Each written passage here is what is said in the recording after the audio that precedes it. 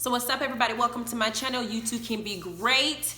This is the Real Housewives of Atlanta season 17, I believe, episode, is it 15? Hang on, let me confirm. Yep, episode 15.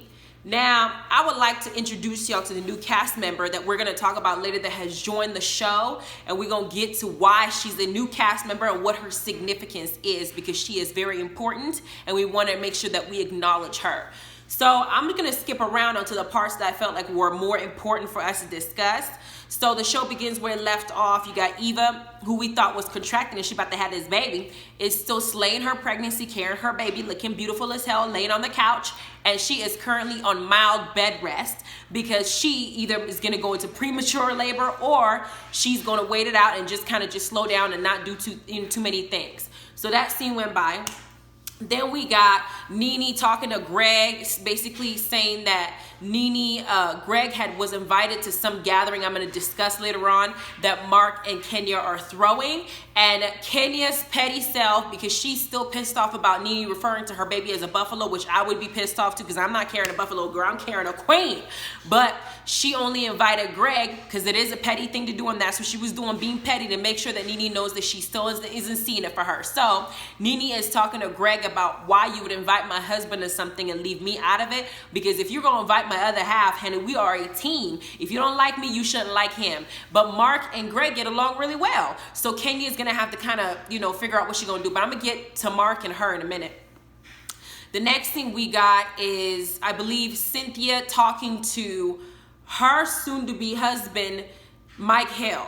And all I'm thinking, girl, is with two legs that you got, those long giraffe legs need to be running across country away from that man, because I'm listening to Mike talk, okay? At 52 years old is how old he says he is. You were disclosing to me, bruh, that you did not love, not only did you not love the woman you had children with, but you were fucking around on them because you thought that it was cool for you to do, and because you didn't love them. Why marry them if that's how you're gonna treat them, okay? And why have kids with them if that's how you're gonna treat them? The problem is he's feeling like this tell-all book is supposed to be a way to cleanse his spirit and is supposed to erase his past. What you don't understand, bruh, is that when you're about to marry someone, and Cynthia, this is her second marriage, and she's going into this with her heart open, you're telling her that you didn't cheat on every single person that you were with, and not like it was in your childhood years, your teenage years. It is recent. And she is now wanting to address it because she's feeling like, I already had the issue with my last husband,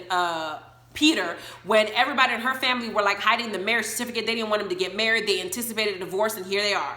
Now I'm about to marry somebody who admits to being a cheater. Cynthia is basically telling him, I would not cheat. He's like, you don't know what you're going to do in life. You never say never say. You never say never. Yeah, I understand that. But at the same time, Cynthia is telling you what type of person that she is, that no matter what happens, she's not going to cheat. In fact, she'll probably just divorce you like she did Peter, but she ain't going to cheat on you. Mike is not listening to the significance of what Cynthia is trying to say, because in a way she's trying to let him know that you need to have the same mentality I have, as in no matter what happens, I'm not going to cheat on you if we're going to get married. Like, what makes me different if this is how you are? Now, Mike is not behaving like somebody who knows that what he did was wrong and that it is something that he can never do again, because he gets defensive. And instead of listening to her, all he kept saying is, you're judging me, you're dissing me, like he's a victim.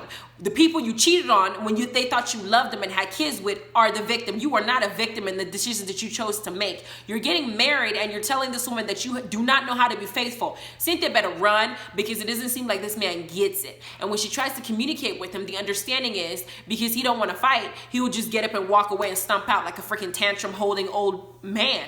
She's like, the way I think is, if you're married to somebody, in a relationship with somebody, you do not leave that house until the issue is solved. You can go to the other different rooms to cool off, but both of y'all need to stay in that house together. You need to work it out. If one of you leaves that house when you're in a relationship angry, chances are they're pissed off. Becky, with whoever the hell it is, comes in front of you while you're mad, and now you're being tempted because you're now not in the vicinity of your home where you can actually work things out. So Mike clearly fell into that trap, because he leaves whenever he gets mad and he's still doing it. And if he's leaving pissed off in his last relationship, that's other grounds for him to go and cheat, because when you're upset, you don't think straight. And there's always somebody who looks nice who's gonna come to you and just tell you what you want to hear for all of 5 minutes. You drop your drawers, and after that, you're gone, and you're gonna mess up your entire family for 5 minutes of nothing, because somebody chose to give you the answer that you want. You need to learn to stay in that house and fight it out till the end. Nobody gets physical abuse. Don't cuss each other out, but argue till the death, but get to a resolution. Don't run. And Mike goes over his head. Cynthia, this is a recipe for a disaster, and you are walking straight into a wall. Just saying. The next thing I'm going to talk about is Kenya and Candy decided to go and come up with this dodgeball type situation going on. And they're going to have dodgeball with each other to see if they're able to get along, because they intend to go to Greece together. That's where they're going to plan their trip this year, is going to be Greece, where they're going to go, and hopefully they're going to fight, and we're going to get some good drama. But we got Kenya picking her teammates, and Portia's beautiful big ass shows up, and she does not want to be picked last. I felt so bad watching her, but it was funny to watch because she ended up getting picked last. But in comes Marlo and her crew, and Kenya is a very intelligent woman. This girl does not play fair. She is extremely calculating, bruh. She's calculating at her core, because she made sure, she said, you know what, I'm gonna keep my friends close, but I would keep my enemies closer. Ain't no way I'm having Marlo on the other team. She might kick the ball in my face. She might kick the ball in my weave and yank the whole thing off. What I want is for her to be on my team. She can use that aggression to help me win. And what happens? She ends up winning. But Eva's commentary during the entire time that the whole dodgeball was going gave me life. Eva and her mouth with that ice that she be sucking on when she's, oh my gosh, Eva is a whole mood. She was cracking me up because she couldn't play, because she's on, she can't do that, while she's pregnant. She's currently on mild bed rest. She can't, do something strenuous, but she was sitting there listening and watching. Now, Portia's ass, I felt like it was running behind her. Had his own legs, had his own website, had his everything. Portia's big booty. The weight that she got from having her baby went to all the right places. It didn't make her thighs too big. It didn't make her belly too big. It just made her donkey donk donk get bigger along with her boobs, and she still looks beautiful. Portia can feed people for months if they get stuck on an island for that booty. Portia has a big booty. Oh my gosh. I just kept looking at it. I was like, Portia, Dennis needs to be lucky that he still got this booty, for real. Then they won. They decided, Kenya's team won, and she decided to let everybody know that they're going to be going to Greece. However, there's a bone of contention with whether they're going to invite Nene or not. And Kenya said that would she invite somebody that she feels did something wrong to her? With me, I would say no, but that's what it is. They decided to move on. The next thing we got is Kenya and Mark. They're now trying to teach a beautiful little girl, their daughter, to go ahead and learn how to swim. They're starting early. And here's Mark being a good father. They're helping her swim. After this training, Kenya is now rehearsing what's going to happen with the bowling situation and the couples. In the midst of that, she takes the moment to tell her husband that her and Nene do not get along. Nene tried to fight her according to her recollection, and that Nene called their daughter, a buffalo, and she's not feeling it. Now, this is Mark is a whole mood. Now, I know that everybody thinks, I see the comments and everybody's like, Mark don't like her. Mark is not interested in her. Mark just, he doesn't even want her. But people are not considering something, right? Kenya likes Mark the way that he is. Even though she acts like she's aggravated, I promise you, she likes that man the way that he is. She likes the fact that he has the balls to stand up to her and tell her to basically shut up in a respectful way when she's trying to be petty. She loves the fact that he can stand up like a man and basically let her know when to be quiet and when she's going too far. She loves being checked. Now, I hate to say it, I may have a little bit of that vibe, because I know that it doesn't matter how many generations pass. We naturally, both male and female, have this caveman type, that way back when, where we, the women, just love it when our man can take charge and really, really get in there, get down and dirty and do what they're supposed to do. And you just look at them and you just think, ooh, zaddy. But Kenya loves this man the way he is. Even though she feels like, well, sometimes he doesn't let me talk, she's still with him. If Kenya didn't want to be with him, just like she did with Matt, the guy who tried to break her window or broke her windows, now in jail from what I heard, or maybe he's out, she would have broke up with him a long time ago. She likes that man the way he is. And I guarantee you, the same way that he tells her what to do when they're out of the room, he tells her what to do when they're in bed. And all she does is he'd be like, bend over right now. She'd be like, oh yes. And she would just do it in an instant. She loves that man the way he is. But what I don't like, which she did point out, is that he doesn't have the same energy that Team Portia and Team Dennis have, where it's gang, right? In a sense that if I go to my man and I tell my man right now, I don't like this heifer.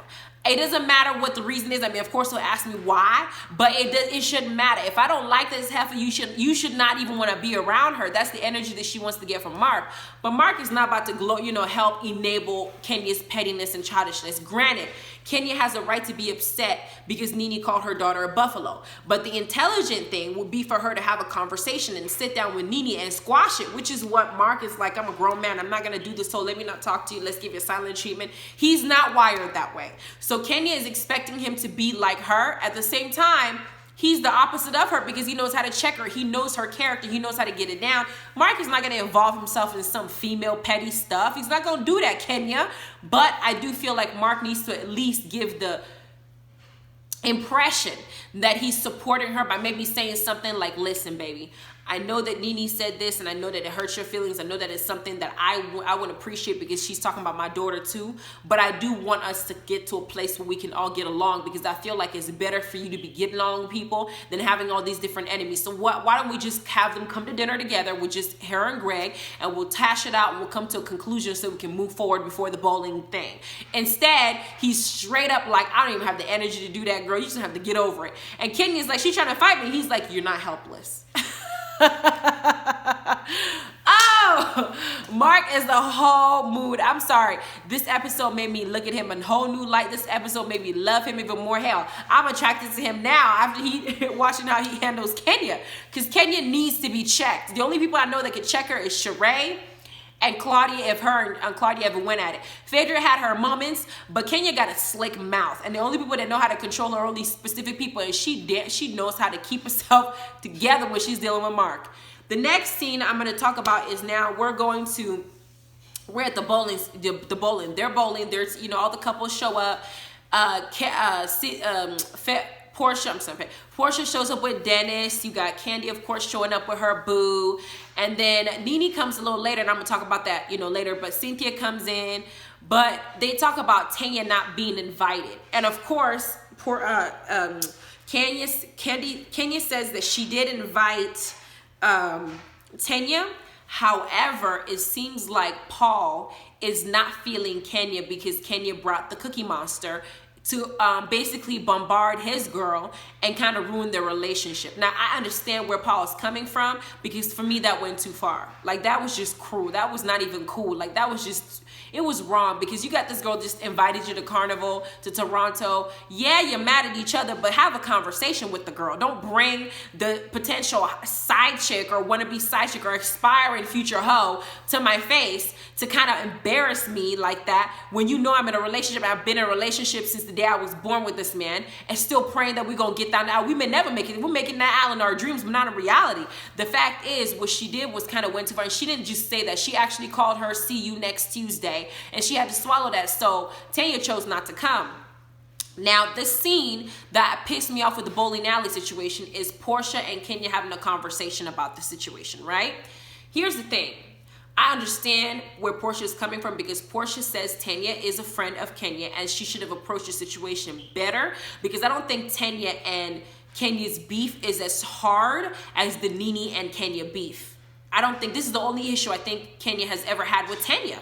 So for her to take it this far, I understand where Portia is going with it, but Portia, you didn't work hard already for you and Kenya to get in a good place, to have a great relationship, and to get at least cordial at the, after y'all didn't have a fight, arguments, you pulled her hair at the reunion screaming, I can't, it's too much. Y'all got to a good place. But heifer, you thought it was smart for you after you got to a good place to insert yourself in an argument or a turmoil that's going on between Tanya and Kenya. It is none of your business. Here's the thing. If Tanya was some damsel in distress and she was being bullied by multiple people and she's incapable of defending herself, then I understand Portia intervening and saying something, because you got to help people and make sure they're not going to go too far. Protect people who can't protect themselves. But Tanya is not that weak to where she can't handle herself. Let her fight her battles with Kenya. Why insert yourself so much so that you feel like you got to say something? I feel like Kenya is trying so hard to hold her mouth, because we got a new cast member named Ken that came present whenever Mark is around. We see Ken. Just like Nene goes into hiding sometimes and Nene's the one that we see, Kenya got Ken within herself, and we are in shock because Mark, whenever she's around, when Mark is around Kenya, Ken is who we see, and Ken was present when Portia was trying to tell her, basically check her, because Ken was very subtle in how she told Portia to basically back off and not involve herself. Because Portia, if your relationship messes up with Kenya, is you started this argument, you shouldn't even be in it. Period. Anyway, Candy and all of them are talking about how Ken is sitting there. They're not with Kenya. Kenya has left the building. It is Ken that's in their faces. Ken that's being quiet. When Mark says, Ken, all she does is, whoop, and she is quiet. Whatever instruction he gives her, she follows. I feel like low-key, it turns her on. Like whenever Mark bosses around, is low-key foreplay for that girl. And because oh my God, the way that immediately when he opens his mouth, if he says, this is what's gonna happen, she says, yes, I agree. And Portia straight up said, you know what? He's supposed to be leading the house. He's supposed to be the head. You're supposed to be the next. You're supposed to be able to make the head do this. But hell, he's the whole damn body. The head, the neck, the legs, the arms, the tongue, the lips, everything. And your own sense, girl, because Kenya apparently can't even speak. So he's your voice too. The fact is, Kenya wants this type of man in her life because she wants to feel like there's somebody there to protect her. Almost like the pimp a relationship. You got a hoe who knows that the pimp is supposed to be there for her protector, even though the pimp takes all the money. But when the pimp speaks, the hoe has to listen. I'm not saying Kenya is a hoe and Mark's a pimp, but I'm saying there's the mentality there. When you don't have a daddy in your life, you want somebody to be your daddy. And Mark is over here being her zaddy, because when daddy speaks, Kenya listens. When daddy says sit down, Kenya sits down and she does not argue. And she loves that about him. But everybody else is sitting here watching Ken come out and just looking at her like, we don't know who this person is. Does Mark really know the type of person that she can be when she is pissed off, how petty she can be? But I bet you Mark does know, because Candy was talking about it and laughing at her confession, and so was I, because she gave me life. He gave me life. It was ironic that when Portia was sitting down and Kenya went and scored her little points in the bowling, she went into Portia's face like, what's up, Detroit, da da da da. But when Ken speaks, when Mark speaks, she's in her shell. All that goes away. Maybe she's passive aggressively reacting and giving out all the animosity that she can't give to Mark to everybody else, and we all got to stomach it and deal with it while Mark is the good side. But here comes Nene and Greg coming in, and I love how Greg is supportive of Nene. Because the first thing he says, he's not even talking to Kenny, he's talking to another man, Mark. Listen, I was invited, but my wife was not. And I am not going anywhere my wife is not invited. And that is the same energy that I know my man is supposed to have for me. You would not go anywhere that somebody did not invite me. If I don't like this person and they didn't invite me, you will not go. Even if you don't like the person, you will not go. You will cut this person off. And that is the type of man that I have, because I know damn well there's a female I had him cut off, and I realized the girl is doing everything she can to break our relationship up because her jealous ass is mad that she lost her man. I was like, baby, this girl does not wish me well. She does not want our relationship to go prosper. Every time you fix your mouth to say something, all she got is negative stuff to tell you and what you're supposed to do and how you're supposed to not be with me. This woman is not a good spirit to have around you. And if she wants to be around you and not me, dead that relationship. You know what he did? He picked up the phone. He said, listen, if you're not going to respect my girl, I can't, have a conversation with you because you're going too far insulting her. She kept going. Block. Everything was blocked. Get it right. We are gang up in here. Just like Portia says, we're gang, okay? If I don't like somebody, you don't like somebody. But Nene comes in and Greg addresses the situation. Mark says, we're not doing that. We're not separating couples. We're going to come. You're going to come. Nene is invited. And he looks at Kenya. He says, Kenya agrees. And he says, Kenya agrees, right? Kenya's like, yup. Because daddy has spoken. Candy and Portia were giving me life. They were sitting here observing this moment, and I was loving their reaction. The facial expression had me rolling because Ken got all the way together. Then, even though that she agreed what happened, I realized Nene came inside trying to give Kenya a fake hug because clearly Nene don't like Kenya, but Nene is faking and Kenya is like, I'll fake too. However, Nene came to give her a hug. She kept her hands to herself. She got up and gave Greg a hug. And then when Nene tried to give her a hug again, she sat right back down, ignoring her, and Nene had to go give a hug to Cynthia. So petty.